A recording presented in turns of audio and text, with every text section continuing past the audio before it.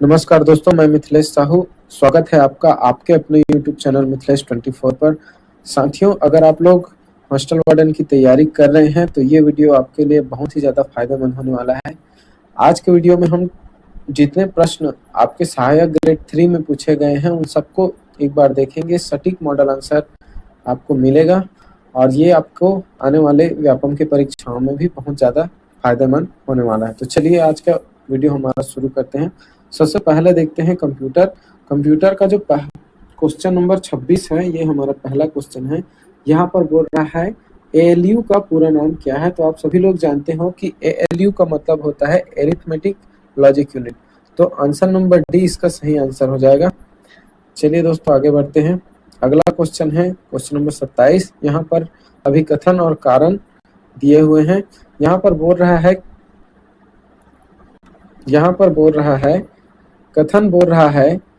कि random access memory या RAM का उपयोग कंप्यूटर के संचालन के दौरान डेटा और निर्देशों को संग्रहित करने के लिए किया जाता है। ये तो एकदम सही बोल रहा है। उसके बाद बोल रहा है रैम एक नॉन वोलेटाइल मेमोरी है। ये भी एकदम सही बोल रहा है। तो अब देखते हैं यहाँ पर कौन सा वाला आंसर हमारा सही है। देखिए, यहाँ पर मुझे लगता है, मेरा ये व्यक्तिगत विचार है, बी आंसर। अभिकथन ए और आर दोनों सत्य है, लेकिन जो आर है वो ए की सही व्याख्या नहीं करता। चलिए दोस्तों, इसके बाद हम लोग अगले प्रश्न के लिए आगे बढ़ जाते हैं। हमारा आज का अगला प्रश्न है क्वेश्चन नंबर 28 है। यहाँ पर आपको लिखा हुआ दिख रहा है, निम्नलिखित में से कौन से इम्पैक्ट प्रिंटर का प्रकार है। इनमें से दिया हुआ है लेजर, डेजीव्हील, ड्रम, इंकजेट। तो लेजर प्रिंटर जो है दोस्तों, यहाँ पर ये लेजर प्रिंटर जो है ये नॉन इम्पैक्ट प्रिंटर होता है। डेजीव्हील इम्पैक्ट प्रिंटर है, ड्रम ये भी इम्पैक्ट प्रिंटर है, इंकजेट ये भी जो है इम्पैक्ट प्रिंटर है। तो यहाँ पर हमारा जो सही आंसर हो जाएगा, यहाँ पर पूछा है कौन सा इम्पैक्ट प्रिंटर का प्रकार है। तो यहाँ पर डी, सी और बी कौन सा वाला में दिख रहा है, बी, सी, डी और ई। ऑप्शन नंबर सी हमारा सही आंसर हो जाएगा। चलो दोस्तों आगे बढ़ते हैं। हमारा आज का दूसरा अगला क्वेश्चन है, यहाँ पर पाइथन एक खाली स्थान है। तो पाइथन जो है यहाँ पर ये एक प्रोग्रामिंग भाषा है। ऑप्शन नंबर बी हमारा सही आंसर हो जाएगा। चलिए आगे बढ़ते हैं। आज का अगला क्वेश्चन है क्वेश्चन नंबर 30। यहाँ पर आपको सही मिलान करना है। तो यहाँ पर दिया हुआ है आपको ऑप्शंस, देखते हैं कौन सा वाला सही है। फायरफॉक्स जो है, सफारी को देखिए, सफारी जो है ये एप्पल का है, क्रोम जो है ये गूगल का है, और यहाँ पर मोजिला जो है ये फायरफॉक्स का है। तो देखते हैं कौन सा वाला सही आ रहा है हमारा। एक यानी फायरफॉक्स का मोजिला यानी कि ए का दूसरा, बी इंटरनेट एक्सप्लोरर जो है ये माइक्रोसॉफ्ट का है यानी बी का चौथा, सफारी और एप्पल का पहला यानी कि ऑप्शन नंबर ए हमारा सही आंसर है। चलो आगे बढ़ते हैं। हमारा अगला क्वेश्चन है क्वेश्चन नंबर 31। यहाँ पर लिखा हुआ है, क्या लिखा है कि खाली स्थान में लिखा गया प्रोग्राम बिट्स का एक संग्रह है और खाली स्थान में लिखा गया प्रोग्राम मशीन को खाली स्थान के प्रतीकात्मक प्रतिनिधित्व का उपयोग करता है। तो देखिए, खाली स्थान, पहला वाला जो खाली स्थान है इसमें आपका आएगा मशीन भाषा। मशीन भाषा में लिखा गया प्रोग्राम बिट्स का एक संग्रह है, और दूसरा नंबर का जो खाली स्थान है वहां पर आएगा असेंबली भाषा।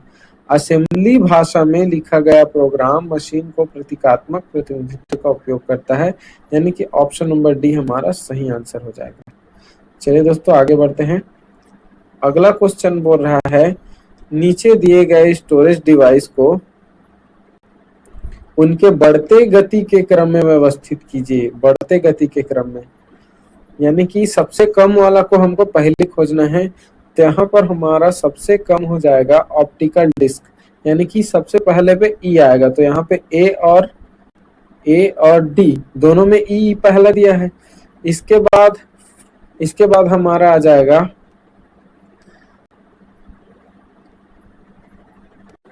इसके बाद हम देखते हैं ऑप्टिकल डिस्क के बाद हार्ड डिस्क ड्राइव आएगा। हार्ड डिस्क ड्राइव दिया है यहाँ पे ऑप्शन नंबर डी में। हार्ड डिस्क ड्राइव के बाद यहाँ पर सॉलिड स्टेट ड्राइव यानी कि बी। तो ऑप्शन नंबर डी को देखिए, ये हमारा सही आंसर है। सबसे फास्ट जो होता है हमारा कैश मेमोरी होता है, उसके बाद रैम होता है, उसके बाद सॉलिड स्टेट ड्राइव जिसको एसएसडी भी बोलते हैं, फिर उसके बाद होता है हार्ड डिस्क, और उसके बाद लास्ट में होता है ऑप्टिकल डिस्क। तो ऑप्शन नंबर डी हमारा सही आंसर हो जाएगा। चलिए दोस्तों आगे बढ़ते हैं हमारे अगले क्वेश्चन में। क्वेश्चन नंबर 33 बोल रहा है कि सीपीयू का कौन सा घटक कंप्यूटर के सिस्टम के अन्य घटकों के गतिविधियों को नियंत्रित करता है। तो यहाँ पर देखिए कंट्रोल यूनिट हमारा सही आंसर हो जाएगा। चलिए आगे बढ़ते हैं। अगला क्वेश्चन है, निम्नलिखित माइक्रोसॉफ्ट विंडोज ऑपरेटिंग सिस्टम के संस्करणों का सही कालानुक्रमिक यानी कि सबसे पहले कौन आया फिर कौन आया, इसको हमको देखना है। दोस्तों सबसे पहले जो आया है वो हमारा एनटी आया है। विंडोज एनटी सबसे पहले आया। विंडोज एनटी के बाद आया विंडोज 2000, इसके बाद आया विंडोज एक्सपी, फिर आया विस्टा, और फिर सबसे लास्ट में विंडोज 7 आया। देखिए ई हमारा सबसे लास्ट में होगा, तो यहाँ पर 3 ऑप्शन में ई का लास्ट में दिया है। हम देखते हैं विंडोज एनटी यानी कि डी वाला को पहले, यहाँ पर डी वाला बी और सी दोनों के पहले पहले में है। इसके बाद हमारा आएगा विंडोज 20 यानी कि सी, डी के बाद सी यहाँ भी है और यहाँ भी है, दोनों लाइन में है। फिर इसके बाद है यहाँ पर एक्सपी, ए आना चाहिए, तो ए भी यहाँ पर है और यहाँ पर भी है, दोनों ऑप्शन में फंस रहा है। फिर उसके बाद देखते हैं एक्सपी के बाद हमारा आएगा विस्टा यानी कि बी, यानी कि यहाँ पर हमको बी मिल गया है। ऑप्शन नंबर सी हमारा सही आंसर है। चलिए आगे बढ़ते हैं। सुपर कंप्यूटर की गति खाली स्थान में मापी जाती है। तो सुपर कंप्यूटर की जो गति होती है इसको दोस्तों फ्लॉप्स में मापा जाता है। क्वेश्चन नंबर 36 देखिए। क्वेश्चन नंबर 36 बोल रहा है, वीडियो फाइल को संचित करने के लिए निम्नलिखित में से कौन सा फाइल फॉर्मेट का उपयोग नहीं किया जाता। तो एमओवी किया जाता है, वेब किया जाता है, एफएलवी किया जाता है। ये जो है बीएमपी जो है ये एक इमेज फाइल को फॉर्मेट है, तो हमारा यही हमारा सी आंसर हमारा सही हो जाएगा। ये जो है वीडियो का फॉर्मेट नहीं है। चलिए अगला आगे बढ़ते हैं। अगला क्वेश्चन हमारा है, कौन सा डिवाइस एमएस ऑफिस में काम करने के लिए उपयोगी नहीं किया जाता, उपयोग में नहीं किया जाता। स्कैनर को यूज होता है, माउस का भी होता है, लाइट पेन का भी होता है।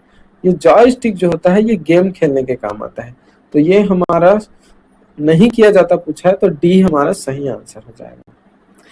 चलिए आगे बढ़ते हैं। निम्नलिखित में से कौन सा एंटीवायरस सॉफ्टवेयर नहीं है। तो दोस्तों यहाँ पर ओरेकल जो है ये एक एंटीवायरस सॉफ्टवेयर नहीं है। इसके अलावा बाकी सभी एवीरा और कस्पेरस्की और नॉर्टन जो है ये सभी जो है एंटीवायरस है। चलिए आगे बढ़ते हैं। स्प्रेडशीट में कौन सी शॉर्टकट कुंजी का उपयोग सर्च बॉक्स या फाइंड या रिप्लेस डायलॉग बॉक्स खोलने के लिए किया जाता है। तो control F, option number C, ये हमारा सही आंसर हो जाएगा। तो यहाँ पर देखिए आंसर नंबर सी यानी कि केवल सी, यानी कि यहाँ पर है ए, हमारा ए जो है ये हमारा सही आंसर है। चलिए दोस्तों आगे बढ़ते हैं। अगला हमारा क्वेश्चन है, जीमेल में संदेश और अटैचमेंट को गोपनीय रूप से भेजने के लिए निम्नलिखित चरणों को व्यवस्थित कीजिए। गोपनीय रूप से भेजना है, सीक्रेट रूप से, तो इसके लिए सबसे पहला हमको करना पड़ेगा क्या, अपने ईमेल कंप्यूटर में जीमेल पर जाएं, ये हमारा सबसे पहली काम होगा। इसके बाद जो है हम दूसरा नंबर कंपोज पे जाएंगे, तो सी पहले, उसके बाद डी। यहाँ पर कौन से ऑप्शन में है, ऑप्शन नंबर सी। देखिए ये हमारा ऑप्शन नंबर सी सही आंसर है। देखते हैं इसके बाद हमारा अगला स्टेप क्या होता है। अपने जीमेल में जाने के बाद कंपोज करेंगे। कंपोज करने के बाद हम यहाँ पर टॉगल मोड पर क्लिक करेंगे। टॉगल मोड पर क्लिक करने के बाद हम समाप्ति तिथि और पासपोर्ट को निर्धारित करेंगे। लास्ट में हम सेव करेंगे। तो ये सभी जो है ऑप्शन नंबर सी में आता है, तो हम इसको ऑप्शन नंबर सी को सही उत्तर मानते हैं। चलो अगला क्वेश्चन देखते हैं। अगला क्वेश्चन है, ऑडियो भंडारण के विकास को व्यवस्थित करें। तो देखिए सबसे शुरू में यहाँ पर आपको देखना है एडिशन सिलेंडर रिकॉर्ड जो है ये सबसे पहले आया है, तो ऑप्शन सी जिसमें आया होगा, ऑप्शन नंबर सी जो है इसमें सी को पहले लिया है। उसके बाद देखिए इसके बाद है फ्लैट विनाइल रिकॉर्ड जो कि इसमें दिया हुआ है। उसके बाद है यहाँ पर reel to reel magnetic tape जो कि इसी में दिया है। फिर आपका डी नंबर में है कैसेट टेप और लास्ट में बी आपका सीडी है। सबसे लास्ट में सीडी का जो है इन्वेंशन जो हुआ है रिकॉर्ड भंडारण के रूप में। तो ऑप्शन नंबर सी यहाँ पर हमारा सही हो जाएगा। चलिए अगला क्वेश्चन देखते हैं। हमारा अगला क्वेश्चन है निम्नलिखित में से कौन सी सेवा इलेक्ट्रॉनिक मेलिंग सिस्टम के माध्यम से उपलब्ध नहीं होती है? कंपोजिंग होता है, ट्रांसफरिंग भी होता है, रिपोर्टिंग भी होता है। वेब सर्फिंग जो होता है ये इलेक्ट्रॉनिक मेलिंग सर्विस या ईमेल के थ्रू नहीं होता है। चलिए यहाँ पर हमारा अगला क्वेश्चन है, देख लेते हैं।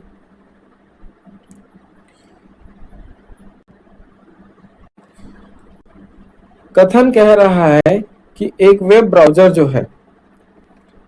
ब्राउजर उपयोगकर्ता और विश्वव्यापी वेब के बीच एक इंटरफेस के रूप में कार्य करता है। एकदम सही बोल रहा है।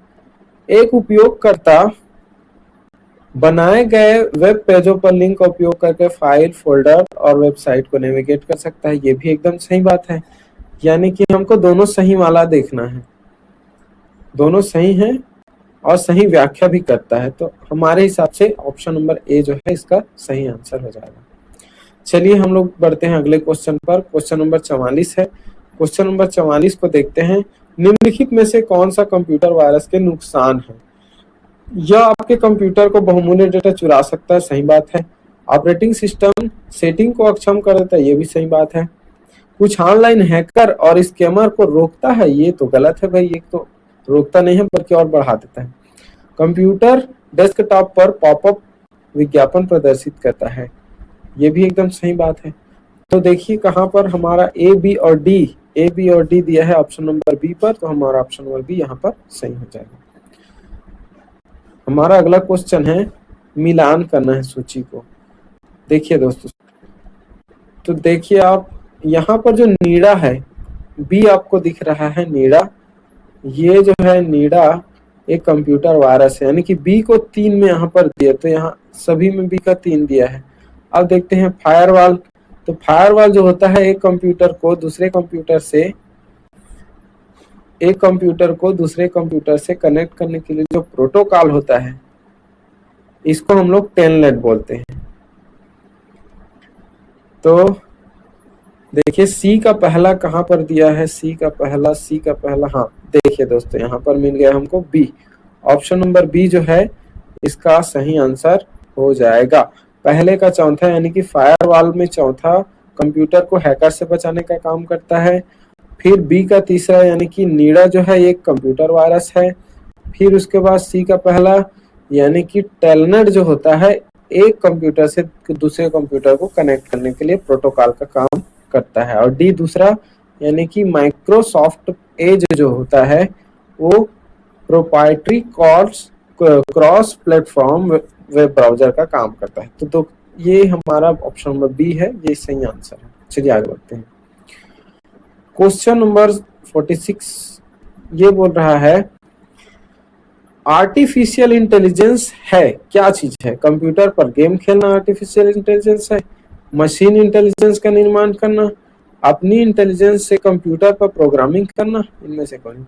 तो जहां अपनी इंटेलिजेंस करेंगे तो आर्टिफिशियल कैसे होगा? ये ऑप्शन हमारा नहीं होगा। कंप्यूटर पर गेम खेलना ये भी आर्टिफिशियल नहीं है। मशीन इंटेलिजेंस का निर्माण करना ये हमारा जो है आर्टिफिशियल इंटेलिजेंस है। तो 46 का बी सही आंसर हो जाएगा। क्वेश्चन नंबर 47 को पढ़ते हैं। सीडी की भंडारण क्षमता क्या है?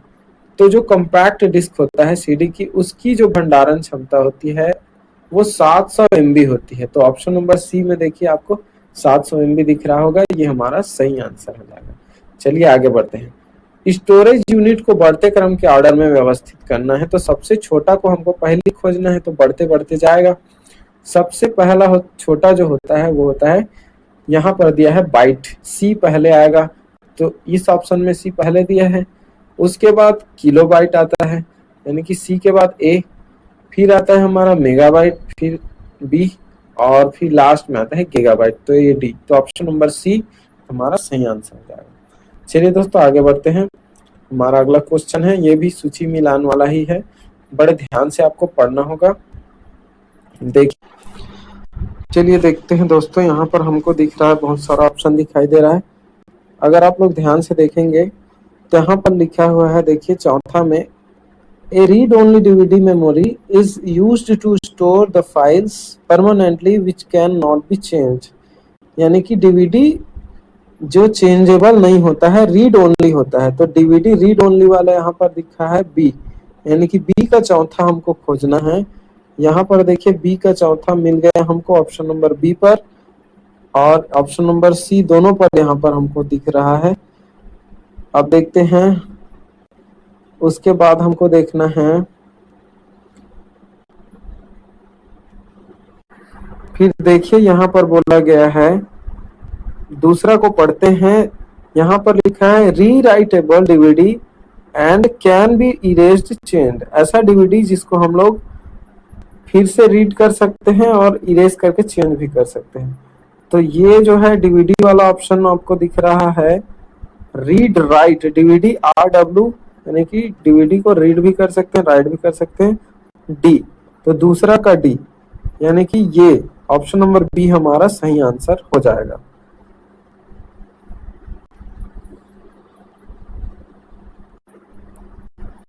इसके बाद आप लोग देख सकते हो CD-RW, यानी कि ऐसा CD जिसको रीड भी कर सकते हैं, राइट भी कर सकते हैं।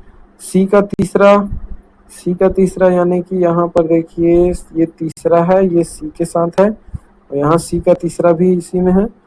अब ए का पहला देखते हैं, तो ए का पहला ऐसा CD जिसको वंस रीड और मैनी टाइम्स, राइट वंस और मैनी टाइम जो है रीड किया जा सकता है। तो ये ऑप्शन बी हमारा सही आंसर हो जाएगा। चलिए हमारे अगले क्वेश्चन पर आगे बढ़ते हैं।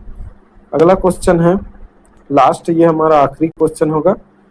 Which is not a search engine, यानी कि इनमें से कौन सा जो है वो एक सर्च इंजन नहीं है। तो देखिए दोस्तों, गूगल जो है आप सभी लोग जानते हो ये एक सर्च इंजन है, अल्टाविस्टा एक सर्च इंजन है, इन्फोसीक भी एक सर्च इंजन है।